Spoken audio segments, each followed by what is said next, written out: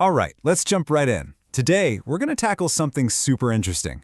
How to talk about people in Polish. Because trust me, in Poland, the words you choose to describe someone, they say a whole lot more than you might think.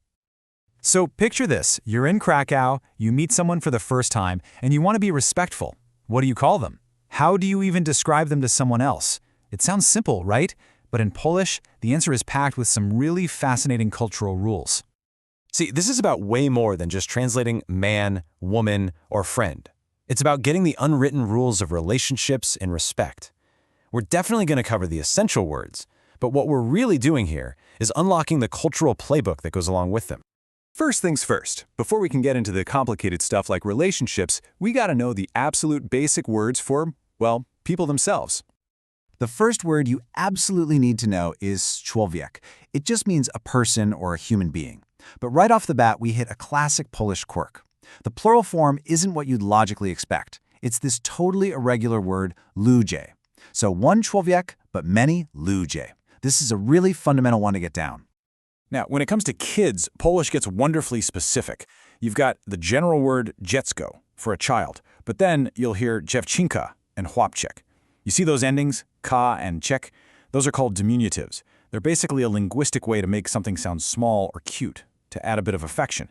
And you hear them all the time when people talk about children in Poland. So what if you're talking about a boy who isn't a little boy anymore? Well, Polish gives you two main options. Chłopiec is the more formal, kind of literary term you'd read in a book.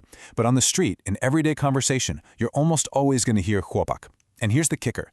Depending on the context, chłopak can also mean boyfriend. So yeah, one little word can totally change the meaning of a relationship. And hey, that same dual meaning thing, it absolutely applies to the word dziewczyna too. It could just mean a girl, that girl over there by the shop. Or it could mean my girlfriend. Again, context is everything. It's your key to figuring out the relationship. Okay, so we have the words for individuals. Now, how do you define your actual connection to them? This is where we get to what I like to call the Polish friendship ladder, where every single word choice carries some real weight. Think of it exactly like a ladder. At the very bottom rung, you've got a znajomy. That's an acquaintance, someone you just kind of know. Take a step up, and you're at kolega or koleżanka. This is your work colleague, your classmate, maybe a casual friend you'd get coffee with. But then, at the very top, you have przyjaciel or przyjacielka. And this is a heavy word. It means a deep, trusted, truly close friend. And I really need to stress this because it's a huge cultural difference. You just don't throw the word przyjaciel around lightly. Calling a casual coworker a przyjaciel would sound really strange because it implies a bond that's so much deeper than what the English word friend often means. Getting this distinction right is a massive step towards sounding like you actually get it.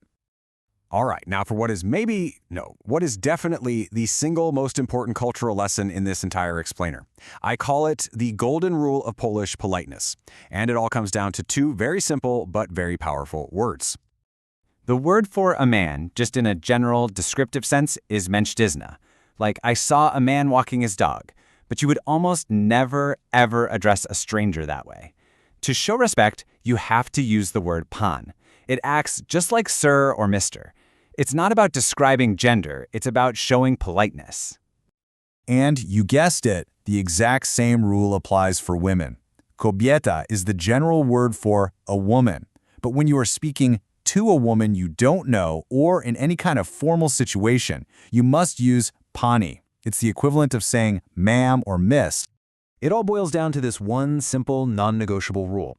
In English, we just say you to everyone, right? Your boss, your best friend, the person at the cash register. In Polish, addressing a stranger with the informal you, which is the word ty, is a big social no-no. You almost always default to pan or pani.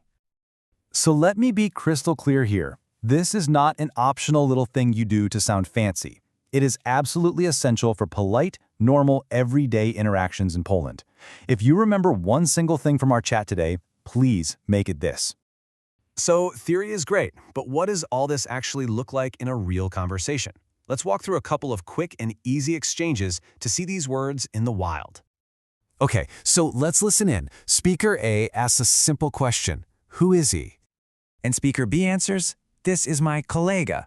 Boom. That one word choice instantly tells you everything.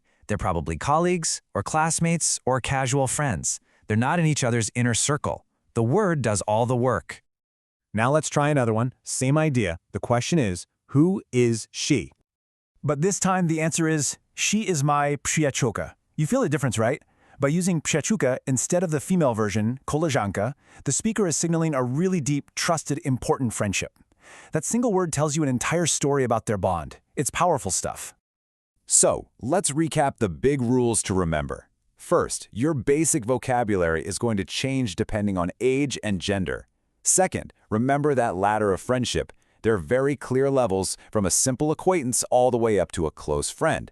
And of course, the golden rule, using pa and pani isn't just a nice thing to do, it's absolutely essential. So we've covered the vocabulary, we've covered the cultural rules, and it kind of leaves us with one final thought, doesn't it? It's one thing to know the dictionary definition of a word like przyjaciel, but it's a totally different thing to really know who in your own life fits that powerful description. Just something to think about. Thanks so much for joining me.